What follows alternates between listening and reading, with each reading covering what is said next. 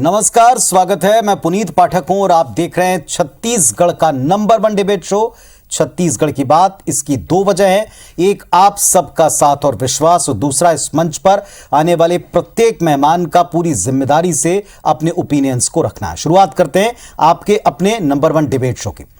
केंद्रीय वित्त मंत्री निर्मला सीतारमण ने आज देश का बजट ला दिया।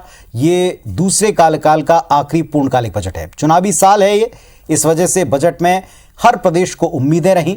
वो उम्मीदें कितनी पूरी हुई, कितनी अधूरी देखी, इस बजट को लेकर राज्यों के एक्सपर्ट क्या सोचते हैं, हम लगातार आप तक पहुंचा रहे हैं। केंद्र सरकार के बजट के पिटारे से छत्तीसगढ़ के लिए क्या कोई स्पेशल खबर है, कुछ पैकेज है, क्या कोई सौगात है?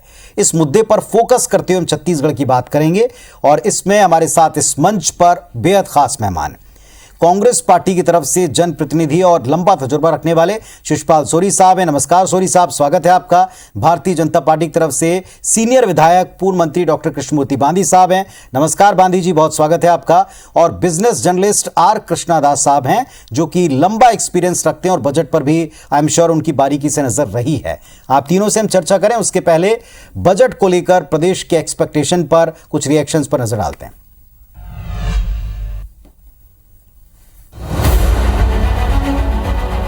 केंद्रीय वित्त मंत्री निर्मला सीतारमण ने संसद में बजट का पिटारा खोला तो उसमें कई ऐसी घोषणाएं निकली जिससे विपक्षी पार्टियां चुनावी प्लान बता रही हैं। देश में मिलेट्स संस्थान के गठन और गोबर्धन स्कीम के तहत 500 नए प्लांट्स की घोषणा पर कांग्रेस नेताओं ने कहा कि निर्मला सीतारमण की जगह सीएम भूपेश बघेल को बधाई देनी चाहिए, क्योंकि छत्तीसगढ़ के मिशन को केंद्र सरकार ने अपनाया है।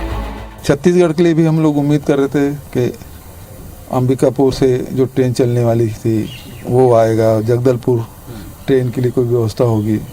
इसमें इस प्रकार की कोई व्यवस्था नहीं है। महंगाई और बेरोजगारी को कम करने की कोई व्यवस्था नहीं है। जो श्री अन्न की बात उन्होंने कही, जिसमें कोदो, कुटकी, सामा तक की बात कही गई है, लेकिन उसकी एमएसपी आज तक भारत सरकार ने घोषित नहीं की है। केवल इस चुनाव को देख के बनाया गया बजट है। लेकिन हमारे छत्तीसगढ़ के लिए या कांग्रेस शासित राज्यों को उन्होंने क्या दिया है? कुछ नहीं। ये बजट जो है महंगाई बढ़ाने वाला है और ये बजट अत्यंत निराशाजनक बजट है। बजट बिल्कुल अच्छा नहीं है। आम आदमी का बजट नहीं है, गरीब का बजट नहीं है। कांग्रेस के बयानों से इतर बीजेपी नेता बजट की तारीफ में कसीदे गढ़ रहे हैं। वहीं पूर्व सीएम रमन सिंह ने कहा कि पीएम आवास की राशि 66% बढ़ा दी गई है, लेकिन राज्य सरकार की गलती के चलते छत्तीसगढ़ के गरीबों को इसका 1 रुपया नहीं मिलेगा। बजट मूल भावना सबका साथ सबका विकास समाहित है। 75 वर्ष की आज़ादी के बाद पहले बजट में मध्यम वर्ग के लिए अमृत काल आया है। यह अमृत काल का बजट है। यह गांव गरीब किसान का बजट है। यह युवाओं का बजट है। यह रोजगार उपलब्ध कराने वाला बजट है। यह बजट किसानों को ताकत देने वाला बजट है। आज का भी जो बजट है, न केवल ये 1 साल के लिए बल्कि देश की भावी योजनाओं को तय करेगा। चुनावी स्टेट छत्तीसगढ़ को आम बजट से कई उम्मीदें थीं, लेकिन एक तरफ कांग्रेस नेताओं के बयानों से लगता है कि सारी उम्मीदें धरी की धरी रह गई, तो दूसरी ओर बीजेपी नेता इसे ऐतिहासिक और सभी वर्गों के हित में बता रहे हैं। Bureau report, IBC 24। तो छत्तीसगढ़ के इस नंबर 1 डिबेट शो में अब सबके ओपिनियंस को खुलकर सुनने की बारी। शुरुआत आपके ओपनिंग स्टेटमेंट से, बिना रोक टोक के आप लोग अपने स्टेटमेंट रख सकते हैं। चूंकि आज केंद्र में भारतीय जनता पार्टी की सरकार ने अपना बजट पेश किया। डॉक्टर बांदी से आज हम शुरुआत करेंगे। डॉक्टर बांदी, अपनी बात आप रखें। प्रदेश को क्या मिला, ये हमारा विषय है। आप क्या पाते हैं, छत्तीसगढ़ को इससे क्या हासिल है?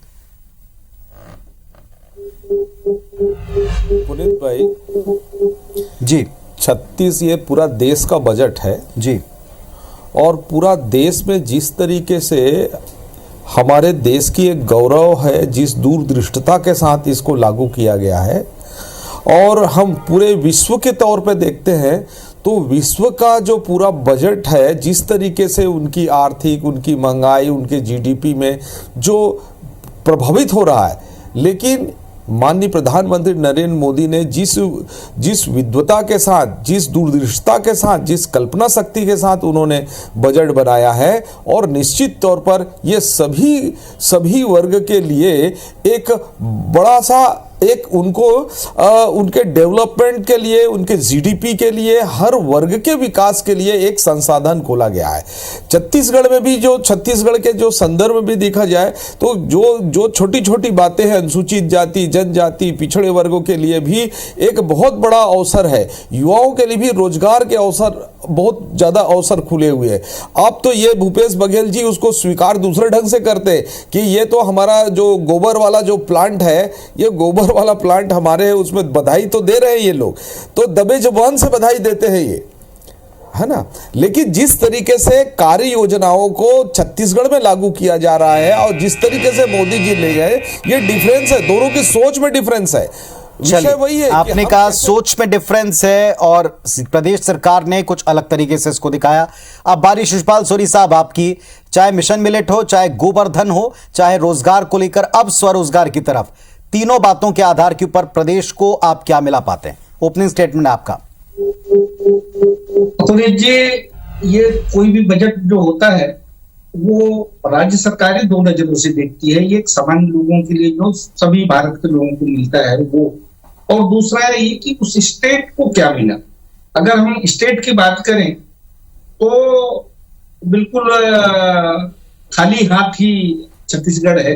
इसमें उन्होंने कोई घोषणा नहीं की है, कोई संस्थान या कोई इस तरह का कोई काम जिससे हमको रोजगार के अवसर सृजित हो। जहां तक मिलेट मिशन की बात है, ये तो हमारे यहाँ वैसे ही चल रहा है। अभी मेरे कांकेर क्षेत्र में एशिया का सबसे बड़ा मिलेट प्लांट है।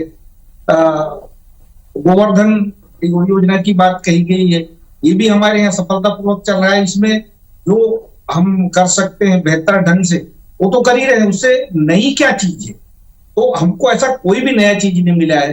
दूसरा, सामान्य की बात करें अपने पूरे इनके बजट की, तो शिक्षा के लिए जो बजट होता है उसमें थोड़ा कमी कर दी गई है।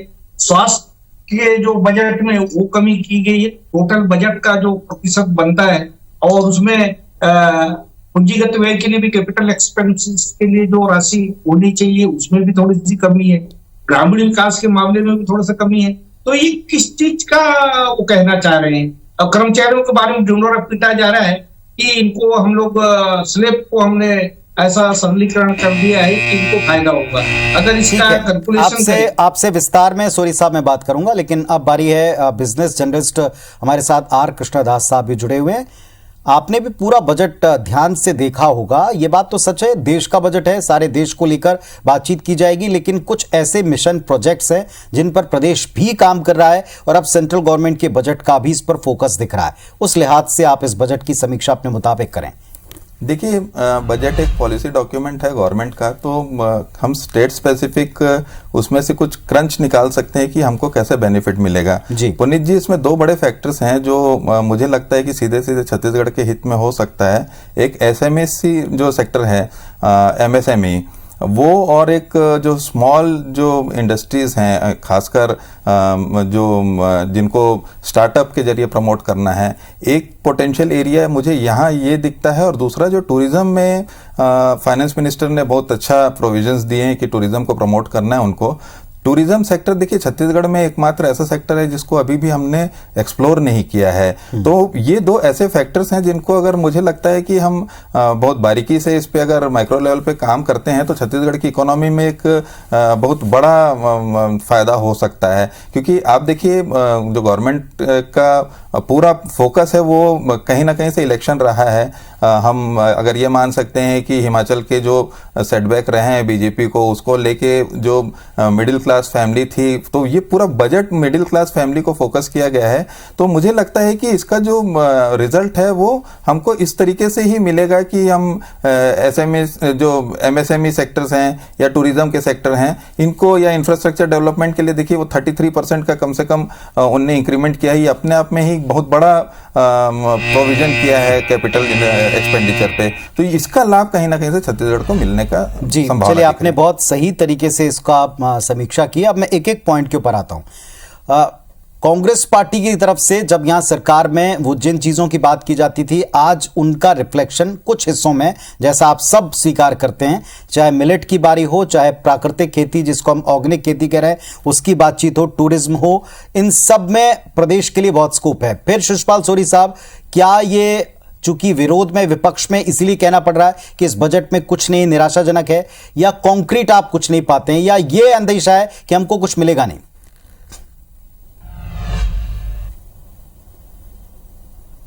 चलिए, हमारा संपर्क शायद उनसे कट गया है।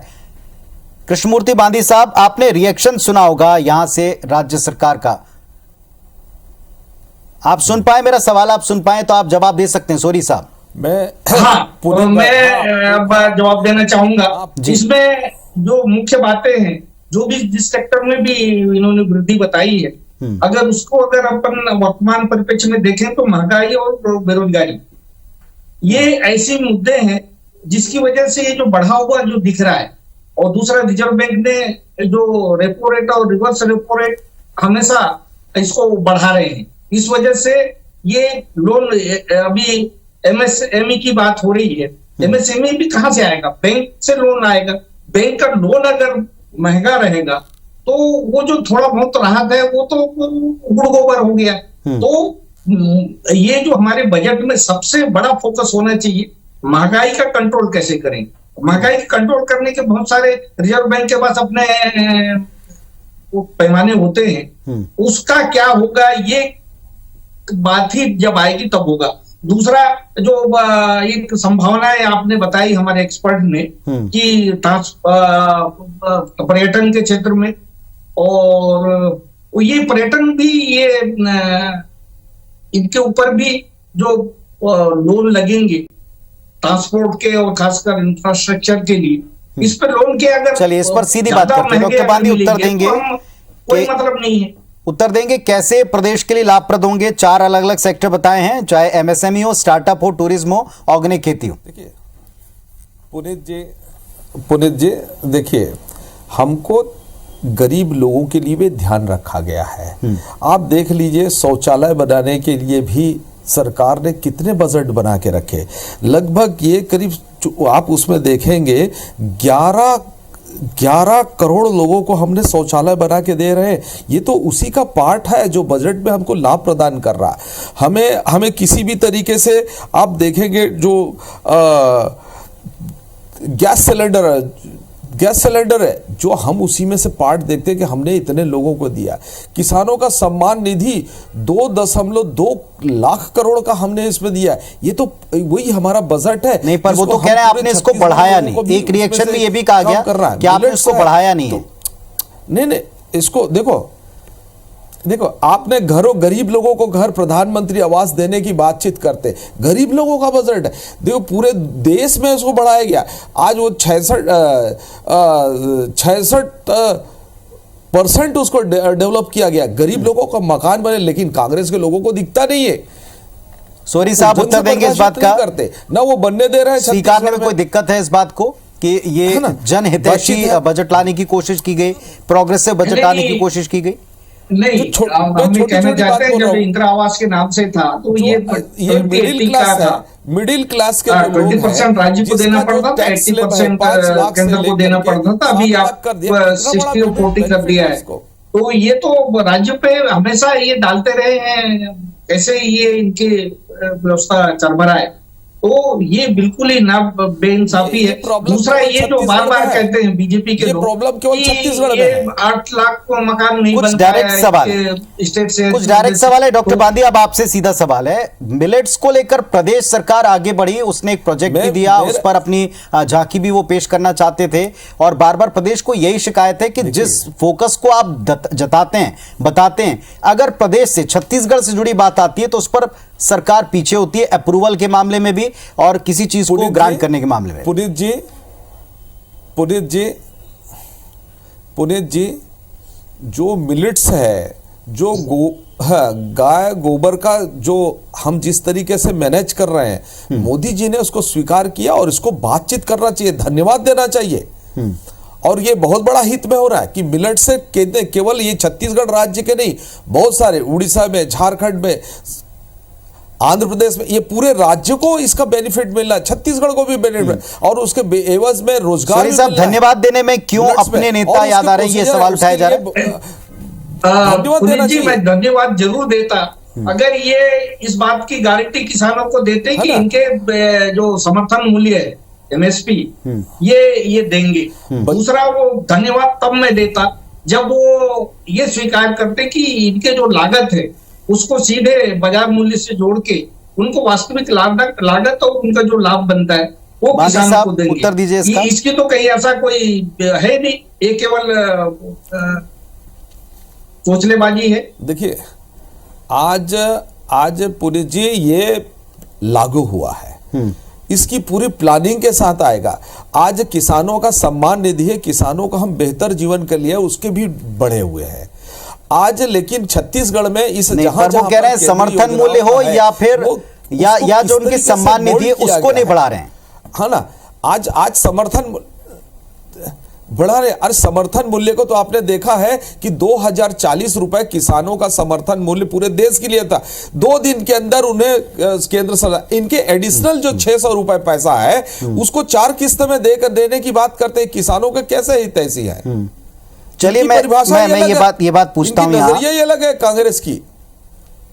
आर कृष्णा सर, आपको लगता है समर्थन मूल्य, चूंकि हम धान के कटोरे में बैठे हुए हैं तो समर्थन मूल्य एक बहुत बड़ा टॉपिक रहा है और बार बार ये केंद्र वर्सेस राज्य की स्थिति दिखती है, किसानों के सम्मान निधि की बात, क्योंकि यहां भी चुनाव है और इसी साल सरकारें एक्टिव होकर इस पर काम करेंगी। इन 2 सेक्टर्स में इस बजट को आप पाते हैं कि वो हेल्प कर रहे हैं या अपनी बात को आगे बढ़ा रहे हैं या यहां पर लोगों को उसका कोई लाभ होगा?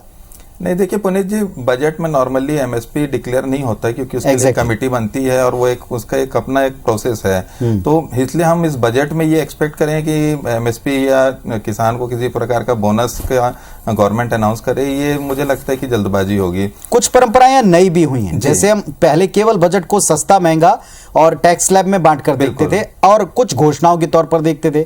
रेलवे में कुछ नहीं मिला, रोजगार में कुछ नहीं मिला, किसान सम्मान निधि या किसानों को डायरेक्ट आप बेनिफिट कैसे करेंगे, इसको लेकर कई शिकायतें आई। देखिए, जैसे ऑर्गेनिक फार्मिंग का है, मुझे लगता है कि देखिए ऑर्गेनिक फार्मिंग पे हमारे को होमवर्क बहुत माइक्रो लेवल पे करनी पड़ेगी क्योंकि श्रीलंका की जो स्थिति हुई है हम वो देख रहे हैं। तो ऑर्गेनिक फार्मिंग में हम सीधे स्विच ओवर नहीं कर सकते, तो इसलिए सीधे किसानों को बेनिफिट होगा ये कहना बहुत जल्दबाजी होगी। और दूसरा पुनीत जी, हम एक चीज को और मार्क करना भूल गए कि देखिए मनरेगा जो है उसमें कम से कम 30% का इस बार उनने और कम कर दिया है। तो अभी मनरेगा जो है 60,000 करोड़ का प्रोविजन या बजट एलोकेशन उसमें रखा गया है। मनरेगा एक ऐसा सोर्स था जो ग्रामीण रोजगार का एक सबसे उत्तम सोर्स था, तो ये कहीं ना कहीं से इसको हमने कम किया है। तो ये एक चिंता का कारण हो सकता है कि क्योंकि कोविड के समय भी अगर आप देखेंगे तो रोजगार का एक सबसे बड़ा साधन मनरेगा ही था। तो मुझे लगता है कि ये सब चीजें हैं जो अभी एड्रेस इस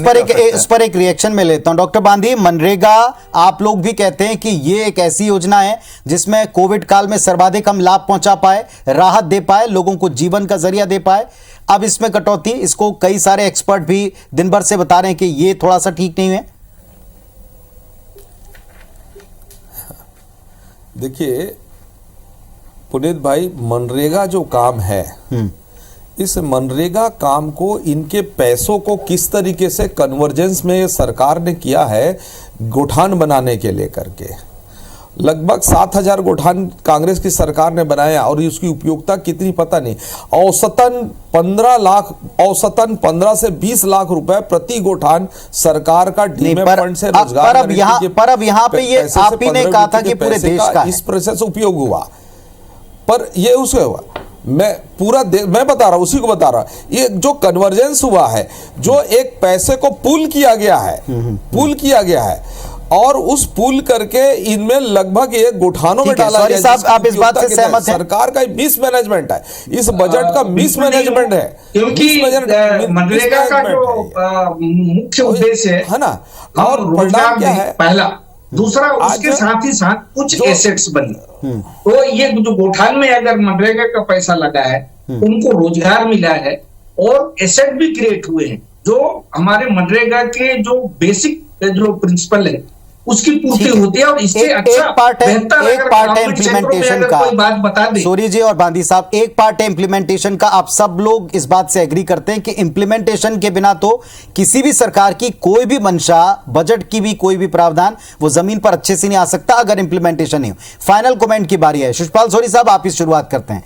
इस बजट को फाइनली कांग्रेसी होने के नाते, जनप्रतिनिधि होने के नाते, छत्तीसगढ़ी होने के नाते आप अपने मुताबिक कैसा आंकते हैं? स्टेट को अगर कहें तो कुछ नहीं मिला। दूसरा, जो सामान्य जो नागरिकों के लिए जो बात कही गई है उसमें भी महंगाई पे अगर ये रोक नहीं लगा पाते, या डीजल पेट्रोल के इसको अगर ये कर दे कि इसको एक्साइज से हटा के जीएसटी में ले आए तो इसके दाम आधे हो जाए। मतलब नंबर आप कितने देंगे? 10 में से मार्किंग देनी हो, कितने देंगे? 10 में मैं 5 दूंगा। चलिए बांदी साहब, आप भी बताएं, नंबर भी बता दीजिएगा लास्ट में। आपके मुताबिक प्रदेश के लिहाज से, नागरिक के लिहाज से, जनप्रतिनिधि के लिहाज से बजट कैसा?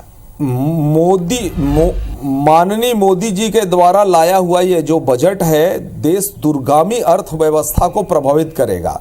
साथ ही साथ सामान्य वर्गों के साथ, सामान्य व्यापारियों को लेकर के हम टेक्नोलॉजी नंबर कितने देंगे सर? आप बहुत आगे जाएंगे। जो SC ST SC वर्ग के लोग, मैं कह रहा हूं मोदी जी को 100%, चलिए 100% नंबर दिए हैं। आर कृष्णदास साहब, आप लगातार इन चीजों को कवर भी करते हैं, समझते भी, आप कैसे देखते हैं? फाइनल कमेंट आपका। पुनीत जी देखिए, और अंक भी बताएं जरूर जी। मुझे लगता है ये बड़ा इंटरेस्टिंग आने वाला समय बताएगा इस बजट का जब हम एनालिसिस करेंगे, क्योंकि देखिए छत्तीसगढ़ की पूरी राजनीति आज के दौर में ग्रामीण अर्थव्यवस्था पे टिकी है और इस बजट में आर्थिक दृष्टि से ग्रामीण अर्थव्यवस्था पे बहुत ज्यादा जोर नहीं दिया गया है। जो टैक्सेशन है उसका लाभ शहरी क्षेत्रों के लोगों को मिलेगा, जो टैक्स रिबेट होगा, जो इनकम सोर्स बढ़ेंगे वो सब शहरी और खासकर इंफ्रास्ट्रक्चर का भी। तो मुझे लगता है कि आने वाले चुनाव में ये किस तरीके से एक नया करवट लेगा, ये भी एक बड़ा इंटरेस्टिंग मुद्दा होगा। चलिए देखिए, एक सबकी बातों का निचोड़ वही है कि आप कोई भी प्रावधान हो, जब तक आप ढंग से राज्य और केंद्र मिलकर उसे जमीन पर नहीं ला पाएंगे, चाहे वो आवास की योजना, स्वच्छता वाली योजना हो, जनहित की कोई योजना हो, या फिर कोई भी ऐसा रोजगार परक कोर्स क्यों ना हो, इंप्लीमेंटेशन पर तो हर चीज डिपेंड करती है और उसके लिए थोड़ा वेट करना ही पड़ेगा। लेकिन इसका कितना बेनिफिट राज्य को और केंद्र को मिलेगा, सरकारों को और पार्टीज को मिलेगा, ये देखना होगा। बहुत शुक्रिया आप सबका एनालिसिस में अपनी बात रखने के लिए। धन्यवाद, नमस्कार।